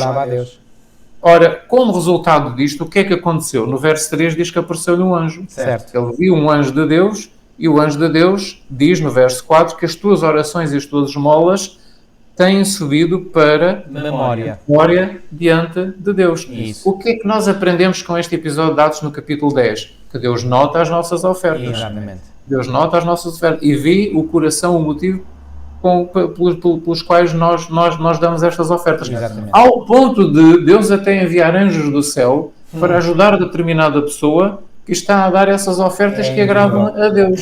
Isto é impressionante. Isto é impressionante, não é? Ele teve o privilégio de ter a visita do anjo por causa destas esmolas. E não era judeu, não era cristão, não conhecia o povo de Deus. Era um centurião, era um soldado, era um capitão do Império Romano, era um centurião. Era um romano, seguramente, de nacionalidade, que diz aqui que ele era da corte chamada italiana, portanto, exato. Ele era do próprio Império Romano. Era um soldado, era um capitão de 100 homens, não é? Ele comandava 100 homens, mas, no entanto, era um homem que vivia segundo toda a luz que tinha. Porque a palavra centurião vem de 100, quer dizer, centurião era um general do exército romano que tinha a sua 100 homens. Portanto, era um homem que tinha as suas ordens 100 soldados, mas o que nós sabemos acerca deste homem é que a pouca luz que ele tinha sobre o verdadeiro Deus que tinha aprendido dos judeus, e eu creio que ele até tinha ouvido também algo acerca de Jesus, fez com que ele começasse a viver na sua vida segundo aquilo que ele aprendeu, porque queria amar esse Deus que era o Deus dos judeus, que era o Deus do Antigo Testamento. E ele começou a sentir o desejo de realmente viver segundo o plano desse Deus. E Deus então quis lhe dar a conhecer mais e enviou o apóstolo. E Deus então não se fez rogado e enviou Pedro, um anjo, maravilhoso. Um anjo primeiro, e depois enviou Pedro à casa de Cornélio, e como resultado Cornélio e toda a sua família se batizaram. Foram batizados. Há aqui um texto na lição de sexta-feira que diz assim: foi-me mostrado, Ellen White diz em Testemunhos para a Igreja, volume 2, página 518, foi-me mostrado que o anjo relator faz um registro fiel de toda a oferta feita a Deus e posta no tesouro, bem como dos resultados finais dos recursos assim doados. Portanto, há anjos que fazem um registro de todas as ofertas que são feitas e depois registram o resultado dessas ofertas.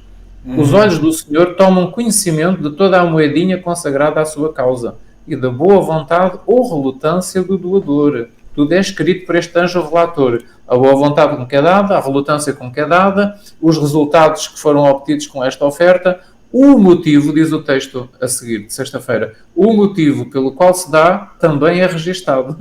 Os anjos registram tudo. As pessoas abnegadas e consagradas que devolvem a Deus o que lhe pertence, como Ele requer, serão recompensadas segundo as suas obras. Ainda que os recursos assim consagrados sejam mal aplicados, de modo que não venham a preencher os fins que o ofertante tinha em vista, a glória de Deus e a salvação de almas, que é esse o objetivo, aqueles que fizeram o sacrifício em sinceridade de coração com a única finalidade de glorificar a Deus, não perderão a sua recompensa. Amém. Os anjos registram toda a pequena oferta, todas as ofertas. Amém. E o motivo pelas quais elas são dadas e os resultados alcançados. E depois no segundo texto diz assim: Deus deseja que as pessoas orem e pleiteiem para o avanço da sua obra. Mas, como Cornélio, devemos unir o coração, a oração com o ofertar. As nossas orações e as nossas dádivas devem comparecer perante Deus como memorial. A fé sem obras é morta, e sem uma fé viva é impossível agradar a Deus. Enquanto oramos, devemos dar tudo o que pudermos, tanto do nosso trabalho como dos nossos meios, para o cumprimento das nossas orações. Se agirmos segundo a nossa fé, não seremos esquecidos por Deus. Ele repara em cada ato de amor e de abnegação. Abrirá o caminho para que possamos mostrar a nossa fé pelas nossas obras. Eu creio que estes textos são mais do que suficientes para estabelecer, portanto, este fundamento de que, portanto, as nossas obras não devem ser atos, digamos, automáticos, não, devem provir de um coração que compreendeu aquilo que Deus fez por nós e continua a fazer, não é? E então nós, em amor, em gratidão, esta generosidade solta-se do nosso coração e ela materializa-se, precisamente nessas ofertas que nós damos para a obra de Deus, quer no templo, que é obrigatório, ou seja, na igreja oficial, quer em ministérios possam, portanto, estar também a trabalhar, portanto, na obra de Deus. Não sei se tem mais alguma citação, se não... Talvez terminar com a lição de quinta-feira, então, uma vez que o tempo já vai adiantado. Sim. A lição de quinta-feira fala-nos em projetos especiais e doação do jarro grande. O que é que isto quer dizer? A maioria dos ofertantes doa de 9% dos bens que possui, mas alguns ofertantes doam do jarro grande, que é os que fazem a doação dos 91% que restam do que têm. Porquê é que a maior parte não dá dos 91%? Porque estes 91% que as pessoas têm estão normalmente em depósitos a prazo, estão em ações, ou em obrigações, ou em terrenos, ou em casas, ou seja, não é dinheiro que se possa mexer assim do imediato e que se possa usar e ofertar. Então a maioria das pessoas doa apenas dos 9%, que é o dinheiro líquido, é aquilo que tem na conta à ordem ou na sua carteira, não é? Mas o que a lição nos pede e nos mostra é que é possível dar dos 91%. E estes 91% é aquilo que normalmente está depositado e que não é movível no imediato. E faz aí a comparação entre Maria e Judas Iscariotes, não é? Quanto é que Maria deu e quanto é que Judas Iscariotes, não é, quis receber, não é, da sua... Exatamente. Maria, por exemplo, ao ofertar aquele nardo puro de grande valor, o equivalente em valor a 300 dinheiros ou 300 denários, que equivalia a um ano de salário. Portanto, ela pegou num perfume caríssimo, que era o nardo puro, e foi buscar um ano de salário para derramar sobre a cabeça os pés de Jesus.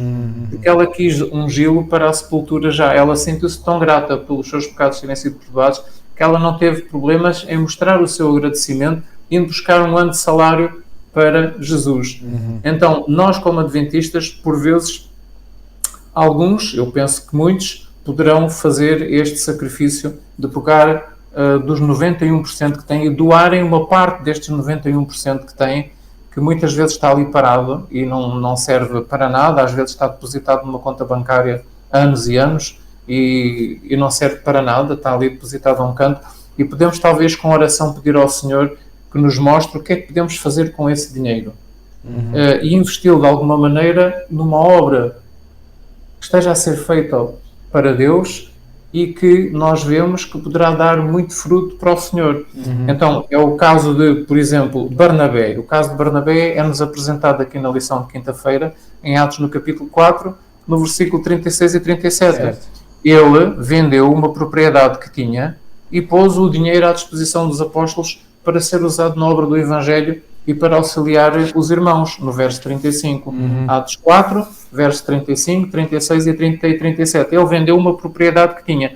Esta propriedade é os tais 91% que normalmente os crentes não mexem, não usam e ofertam. Ofertas dos 9% que têm. Então, talvez nós estejamos a aproximar-nos do tempo na história da Igreja Adventista em que Deus vai fazer grandes coisas para espalhar a verdade sobre a terra e está mesmo diante de nós o tempo em que a verdade vai ser proclamada em alto clamor, com grande voz, em que a mensagem do terceiro anjo vai ser pregada. Está a chegar o tempo em que nós vamos ter que investir tudo na proclamação da verdade durante o alto clamor, não é? Naquela época descrita em Apocalipse 18, que é a vinda do chamado quarto anjo, que ajuda a mensagem do terceiro anjo para que a mensagem seja dada com poder ao mundo inteiro. Está na hora de nós começarmos a pensar e a começar a orar ao Senhor para que o Senhor nos mostre o que é que devemos fazer, aqueles que têm estas importâncias, estas quantias em terrenos, ou em casas, ou em depósitos bancários. Estamos a chegar perto do momento em que o Senhor deve iluminar o seu povo, aqueles que querem, para que estas ofertas possam ser usadas para fazer avançar a verdade no mundo inteiro, no último esforço missionário que nós vamos fazer no mundo inteiro. É que é o último, não há mais outro depois disso. Quem não aplicar aí o dinheiro também vai perdê-lo todo. Olha, irmão, se me permite, Ellen White diz que Noé investiu todos os seus recursos na construção da arca. Isso. Quando a arca ficou concluída, ele não tinha nada, tinha vendido tudo o que tinha. E agora eu faço a pergunta, e quando veio o dilúvio, o que é que lhe valeria se ele tivesse ficado com alguma coisa? Exatamente. Se nós ficarmos com os recursos, quando chegar o final do tempo da graça e este mundo começar a receber as pragas e finalmente o mundo acabar, o que é que terá valido nós termos ficado com alguma coisa neste mundo? Não terá valido nada. Nada, está escrito que tudo aquilo que nós temos, ou terrenos, ou casas, ou dinheiro, vai-nos ser tirado.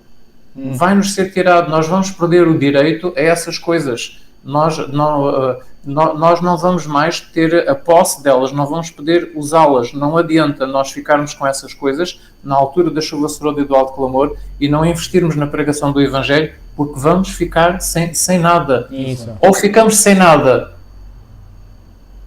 dando para a obra de Deus, dando para a literatura, para que essa literatura possa ser espalhada como folhas de outono no mundo inteiro, para que a verdade seja dada, e perdemos assim, mas estamos a contribuir para que milhares de pessoas conheçam a verdade, ou então ficamos com elas e depois também nós vamos poder usar porque nos vão tirar. Então, o que é que adianta ficarmos com elas? Nem usamos para o Senhor, nem vai ser útil para nós, nem para Deus. Não vai ser útil para a Igreja, nem para nós, nem vai servir para a salvação de almas. Serviu para a nossa perdição. E nós vamos ter a vida eterna. Não é? Então, preparemos-nos, todos nós, como Adventistas do sétimo dia, está perante nós a época, o tempo em que o Senhor vai tocar os corações daqueles que estiverem interessados para que o Senhor dê sabedoria para usar esses recursos para a obra do Evangelho. Então, preparemos os nossos corações para fazermos como Barnabé fez, não é? Vai ser deu a sua herdade e deu tudo. Deu tudo, posto à disposição dos apóstolos para que fosse usado na obra do Evangelho e para o auxílio dos irmãos mais pobres e que tinham ficado também sem nada por causa das perseguições, não é? Porque isto foi uma época muito séria e vai voltar a acontecer também no fim. Então, que o Senhor nos possa abençoar. Amém, que assim seja. Ok, irmão, muito obrigado por ter feito este resumo rápido, portanto, de toda a lição. Pois bem, chegamos ao fim e vamos terminar com uma oração. Nosso querido e amado Pai que estás nos céus, muito obrigado, Senhor, porque mais uma vez acreditamos que o Teu Espírito nos orientou, nos dirigiu, colocou na nossa mente as ideias e na nossa boca as palavras apropriadas. Senhor, que o Teu Espírito continue a orientar-nos, a dirigir-nos e que se alguma coisa há em nós, Senhor, que ainda não esteja em total sintonia com a Tua vontade, com o Teu querer, Senhor, que Tu nos mostres e que a seu tempo, Senhor, Tu coloques também tudo isso em ordem na nossa vida, Senhor. Permite, Senhor, que esta lição possa ter servido de estímulo para aqueles que nos vão ouvir e que possam, Senhor, também fazer, digamos, uma análise de si mesmos, verificar quais têm sido as motivações ou a motivação que os tem levado a doar ou a não doar e que possam, Senhor, pela Tua graça, poder sentir alegria em doar e possam doar das suas posses, dos bens, dos muitos bens que Tu lhes tens dado, que eles possam doar, Senhor, para o avanço da Tua causa nesta terra, Senhor. Amém. Ó, Senhor, estamos mesmo na reta final da história deste mundo. Agora é o tudo ou nada. Então, Senhor, ajuda-nos a colocarmos do lado do tudo, de darmos tudo o que temos, tudo o que somos, todos os nossos talentos, para a proclamação da Tua verdade, porque é isso que apenas que conta, porque só seremos salvos, Senhor, pela Tua graça e pela palavra do nosso testemunho. Ó Senhor, por isso que Tu nos ajudes, nos abençoes e que possamos, Senhor, ir de vitória em vitória pela Tua graça, dando cada vez mais testemunho destas grandes verdades cruciais da Tua palavra que Tu entesouraste, deste como grande tesouro a esta Igreja e que Tu desejas que esta Igreja, Senhor, e cada um dos seus membros individualmente possa proclamar ao mundo. Fica connosco, Senhor, livra-nos de todo o mal. Tudo isto nós te pedimos e pela fé te agradecemos, em nome de Jesus. Amém.